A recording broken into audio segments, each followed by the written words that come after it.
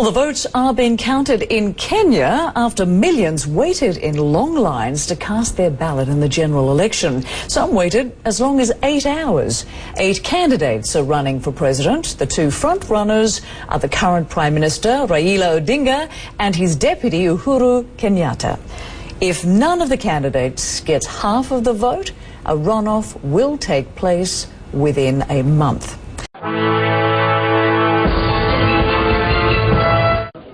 A day of relatively peaceful voting for most of Kenya, with a huge turnout.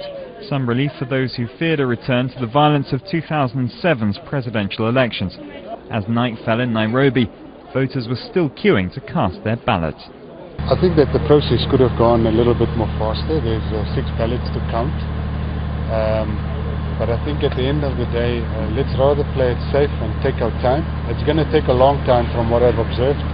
There's probably a quicker way of doing things, but the process that we're doing here is very thorough. Violence did erupt in the eastern coastal region before voting had begun, when secessionists attacked and killed a group of policemen. There were also reports of a grenade attack on a polling station near the border with Somalia. These were isolated incidents, however, with voters in the rest of the country focused on making sure their candidates had their support.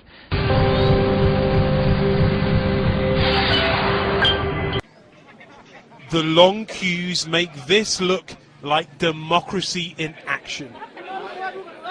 But look closer to the bloody backdrop to Kenya's election day.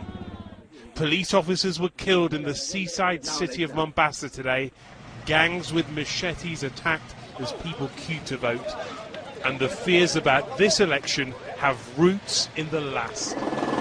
Entire communities shattered. More than 1,000 people slaughtered after an explosion of tribal violence. And yet one of the men accused of orchestrating this bloodshed is now fighting to win this poll.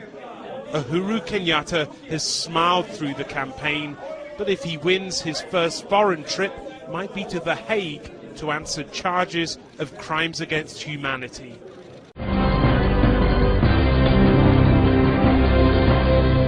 Incumbent Prime Minister Raila Odinga and Deputy Prime Minister Uhuru Kenyatta were locked in a tight race. The result of the previous presidential election in 2007 triggered violence that left more than 1,100 people dead.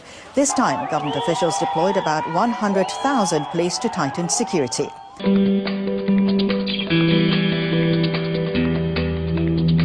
The attacks in Mombasa earlier this morning have cast a cloud and left the international community concerned for the eventual outcome of the elections, which are expected within 7 days.